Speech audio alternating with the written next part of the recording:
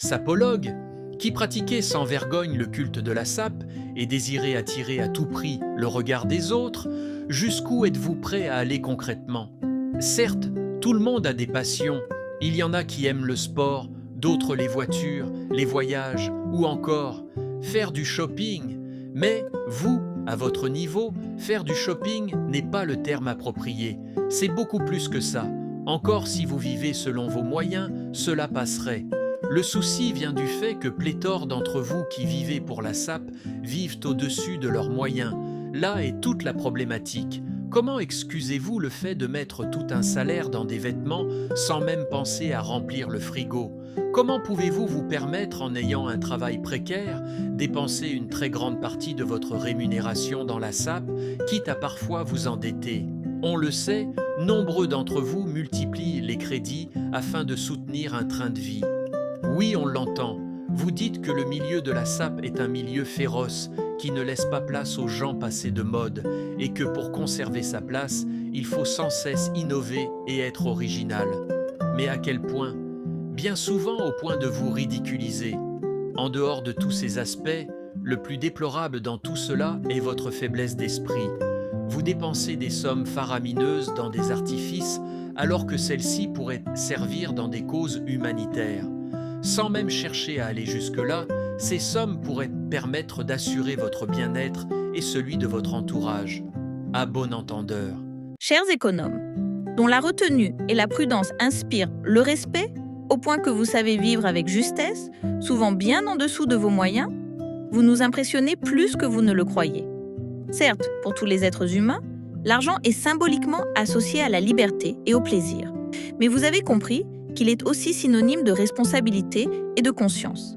À chaque désir, sa réflexion. Et vous, économe, développez une relation à l'argent qui, avec le temps, devient une force tranquille, une forme d'équilibre intérieur que beaucoup envient en silence. En effet, vous ne dépensez jamais pour combler un vide, mais pour répondre à un besoin réel. Même si certains vous trouvent trop sage, vous incarnez une forme rare de lucidité, celle qui choisit la durabilité plutôt que la démesure. Un proverbe chinois dit « Celui qui sait se contenter est toujours riche ». Et vous l'avez compris. Vous cultivez l'art de remettre les choses à leur juste place, vous résistez à l'appel du superflu. Et vous avez appris à vous satisfaire pleinement de ce que vous possédez déjà. Car la valeur des choses ne se mesure pas à leur éclat, mais à leur utilité, à leur sincérité. L'argent évoque quelque chose de différent pour chacun d'entre nous, c'est un fait. Autant il peut être moteur d'excès et de fuite, autant, entre vos mains, il devient outil de paix, de prévoyance et même parfois de générosité discrète. Donc, chers économes, ne laissez personne vous faire croire que votre sobriété est une faiblesse. C'est une forme de sagesse et peut-être même un acte de rébellion douce face à un monde qui court après tout.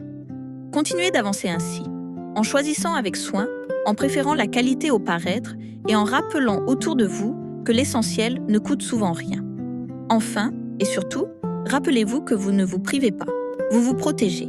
Et en cela, vous êtes un exemple. Bien à vous. Chers étudiants, qui vous appliquez à apprendre un enseignement dans un établissement d'enseignement supérieur, tel qu'une université ou une école de commerce, persévérez dans vos études si tel est votre réel choix. On le sait, la vie d'étudiant n'a rien d'évident, bien au contraire. Si cela peut vous rassurer, sachez que la plupart des gens sont passés par là. Difficulté à financer ses études, à y être studieux, à payer son loyer, à alterner job et études, à faire face à une situation précaire, ou même à se nourrir sainement, ne sont que les quelques mésaventures rencontrées dans cette étape fondamentale de la réussite professionnelle. Nombre d'entre vous poursuivront leurs études jusqu'au bout, d'autres s'arrêteront en plein milieu, et peu importe l'issue de votre parcours, sachez qu'être passé par là n'en sera que bénéfique pour vous. Croyez-le ou non, cela est vrai. De plus, vous nourrez de nouveaux liens, aurez de nouveaux contacts, et vous pourriez même rencontrer votre âme sœur, sans oublier les nombreuses expériences que vous vivrez, en bien ou en mal. Enfin, chers étudiants, en faisant des études, vous avez un objectif à atteindre. Nul ne vous a dit que vous y arriverez aisément. Avec des hauts et des bas, il va falloir vous battre sans lâcher prise, car comme l'a dit Charles Dubois, la persévérance fait surmonter bien des obstacles. Ne désespérez pas, en espérant que vous atteindrez vos objectifs. Bien à vous. Vous, tricheurs, qui enfreignaient les règles et agissaient de manière déloyale pour gagner, réussir ou profiter davantage, sachez que, contrairement à ce que vous pouvez penser, vous n'irez pas loin dans votre avancée. 2 cas de figure s'offrent à vous. Soit vous trichez et vous ne vous faites pas prendre, soit vous le faites et vous vous faites prendre.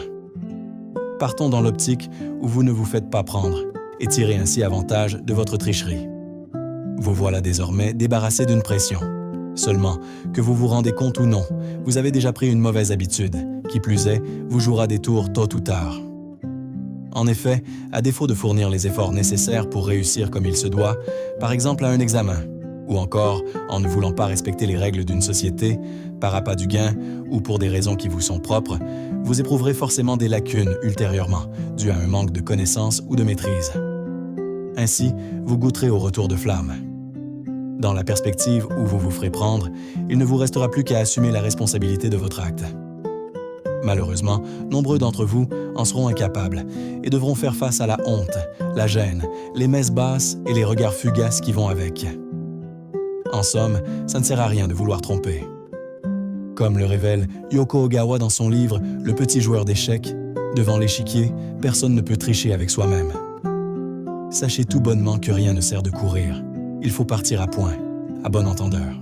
Vous, hyperactif, qui ne supportez ni l'attente, ni le vide, ni l'inaction, et ressentez le besoin constant de produire, de remplir, de courir, faites une pause.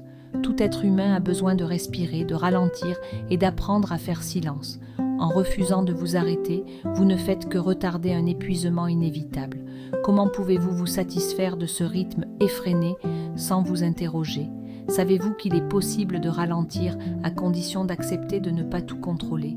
Et surtout, avez-vous le courage, cette fois, de vous affronter vous-même, dans le calme ? Si la réponse à cette dernière question est oui, alors commencez par cerner la source de cette fuite vers l'action. Qu'est-ce qui vous pousse à toujours vouloir remplir, planifier, anticiper ? Est-ce la peur du vide, de l'ennui, d'un manque que vous préférez ne pas voir ? Prenez du recul, observez et essayez de comprendre ce qui vous agite en profondeur. Une fois ce nœud identifié, ne cherchez pas à tout interrompre brutalement, mais créez chaque jour des espaces de vide volontaires, des temps sans but immédiat, où vous puissiez revenir à l'essentiel. Donnez-vous des objectifs plus sobres, plus alignés avec votre bien-être intérieur. Apprenez à être sans toujours devoir faire. Souvenez-vous de cette vérité silencieuse. Tout ce qui ne respire pas finit par étouffer. Et lorsque vous aurez appris à écouter sans agir, à exister sans vous agiter, vous découvrirez que le repos n'est pas une perte de temps, mais un retour à soi. À l'inverse, même si vous êtes souvent admiré ou valorisé, rappelez-vous que l'agitation constante a ses revers, le surmenage, le stress, l'oubli de soi. Comme pour tout, c'est l'excès qui devient nuisible, en espérant que votre ralentissement soit une révélation, à bon entendeur. Chers divorcés, je vous adresse mes pensées les plus sincères pour cette séparation légitime et vous souhaite de trouver, chacun de votre côté, la paix et la clarté qui accompagnent parfois les fins nécessaires. Que cela prenne une forme civile ou religieuse, le divorce n'est pas un échec mais une décision lucide qui reconnaît qu'aimer, parfois, c'est aussi savoir se libérer. Pour le meilleur et pour le pire, vous avez tenté et désormais, vous vous séparez. Parce que vous vous êtes aimé et que vous avez longtemps envisagé de passer le reste de vos vies ensemble, vous aviez décidé de vous unir. Sachez, chers divorcés, que ce que vous avez partagé ne disparaît pas dans l'oubli. Ce chemin fut long, parsemé d'espoir et d'obstacles. Il ne s'agit pas de regrets, mais de leçons. Il ne s'agit pas d'effacer, mais d'avancer. Dans cette nouvelle direction, il y aura encore des doutes à surmonter, des jours gris à traverser. Pour rien au monde, vous ne devez perdre de vue votre propre bonheur. La priorité est, désormais, de prendre soin de vous, en vérité, en douceur. Les épreuves de la vie vous ont sans doute éprouvé, affaibli, éloigné. Peut-être la tentation d'abandonner vous a-t-elle pris à plusieurs reprises. Et pourtant, vous vous êtes relevé, vous avez fait un choix, celui d'arrêter. Il faut du courage pour continuer, mais il en faut tout autant pour s'arrêter quand le chemin n'est plus partagé. Quand une personne vous accorde une place dans sa vie, il est important de l'apprécier à sa juste valeur. Et lorsqu'elle vous en sort, il est tout aussi important d'en préserver la dignité. Vous avez su le faire. Continuez ainsi. Vous savez, dans la vie amoureuse, il y a ceux et celles qui se satisfont d'une seule personne. Puis, il y a les autres. Vous avez été de cela, ne serait-ce qu'un moment. C'est déjà beaucoup. Les gens changent avec le temps, tant au niveau mental que physique. L'essentiel reste de toujours se retrouver désirable à ses propres yeux. Et surtout, n'hésitez pas à remettre en question vos histoires passées, non pour les regretter, mais pour mieux faire prospérer votre avenir. Sachez une dernière chose, l'amour ne disparaît pas tant qu'on ne l'a pas vraiment laissé mourir. Il se transforme, il s'apprend à nouveau, il renaît parfois là où on ne l'attendait plus, en espérant que le vôtre en vous demeure encore, bien à vous. Chers enseignants, dont la vocation est de transmettre des connaissances diverses et variées auprès d'une personne ou d'un groupe d'individus, sachez que ce que vous faites est noble. Le savoir est une arme que chaque individu est en droit de recevoir, et ce, en suivant une formation initiale ou continue de type apprentissage ou professionnalisant. Ainsi, vous enseignants, accompagnez vos élèves et étudiants, c'est-à-dire que vous les prenez avec vous d'une manière volontaire et leur enseignez les fondamentaux afin que le fruit de votre travail puisse être récolté un jour. Sauf que le hic, pour beaucoup d'entre vous, est votre difficulté à évaluer certains de vos élèves ou étudiants. Vous savez évaluer le fait de les éclairer, de les alerter, de les encourager, de les motiver, et non de sanctionner les erreurs de façon maladroite. C'est-à-dire de se laisser aller à bousculer, à crisper des élèves ou étudiants, à marquer de la nervosité, à déprimer certains au profit de quelques-uns, à initier en quelque sorte le favoritisme. Là est toute la complexité dans le processus de réussite. Néanmoins, votre présence est indispensable afin que ce monde puisse continuer à tourner, car, sans connaissance, il ne peut y avoir de progrès, et sans progrès, il ne peut y avoir d'évolution positive. Et c'est avec grand plaisir que vous remerciez ceux qui s'en sont bien sortis dans ce cursus d'enseignement et qui, grâce à vous, ont pu avoir la possibilité d'exercer dans un domaine d'activité qui leur a toujours plu. Ne baissez pas les bras, peu importe les difficultés rencontrées. Bien à vous. Vous, carriériste, qui cherchez à satisfaire avant tout vos ambitions personnelles à l'intérieur d'une organisation et faites tout pour obtenir des promotions et gravir les échelons professionnels sans s'intéresser à autre chose, ralentissez et prenez du recul. Trop se soucier de sa carrière est nuisible et la première à en pâtir est cette dernière. Tout individu a besoin d'accomplissement dans sa vie, tant au niveau professionnel que personnel. Entre le travail et le loisir, vous avez fait votre choix, mais sachez que le travail ne fait pas tout. À force de passer tout votre temps à penser carrière, vous ne prenez plus le temps de vivre le moment présent et surtout de profiter pleinement des bonnes choses qui vous entourent, choses parfois banales mais essentielles. De plus, trop penser carrière, et ce en toutes circonstances, peut vous rendre superficiel. Les gens qui vous côtoient auront tendance à penser que vous visez essentiellement à faire prendre de l'expansion à votre petite personne, votre nom, votre image et à tout ce qui vous concerne en général. Tout cela sans scrupule. Marcher sur les autres dans le but d'avancer ne vous gêne pas. Être adepte du double discours et être un fin manipulateur non plus.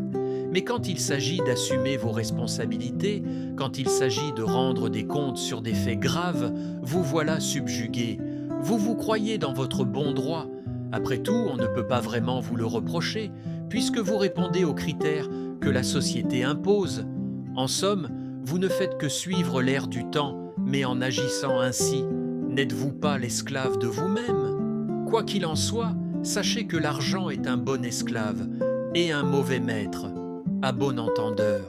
Chers sans domicile fixe, vous qui ne jouissez pas d'un abri permanent pour vivre et qui plus est, êtes pauvre ou exclu de la société, vivez dans la rue ou dans des foyers d'accueil de façon temporaire ou prolongée, puisse votre situation s'améliorer. Qu'on vous appelle sans-abri, sans domicile fixe, sans logis ou itinérant, voire péjorativement clochard, mendiant ou vagabond. Beaucoup de vos détracteurs disent que vous avez choisi, volontairement ou non, de vous retrouver dans cette situation. Je doute fort que cela soit vrai. Si vous aviez la possibilité d'améliorer votre situation comme vous l'entendez, vous le ferez sans hésiter. C'est juste une excuse de la part des politiques et de leurs structures pour se déresponsabiliser des responsabilités directes qu'ils ont vis-à-vis de certains problèmes sociaux auxquels ils sont confrontés. Ce qui nous inquiète le plus, chers SDF, ce sont les inégalités auxquelles vous devez faire face. Des inégalités liées à la santé, puisque étant déjà dans un état de survie, vous ne pouvez pas vous permettre de tomber malade. mais aussi liées à l'hygiène, à l'alimentation ou encore à l'emploi qui, accumulés, provoquent une exclusion sociale qui comprend entre autres la discrimination, le rejet par la famille ou la communauté culturelle.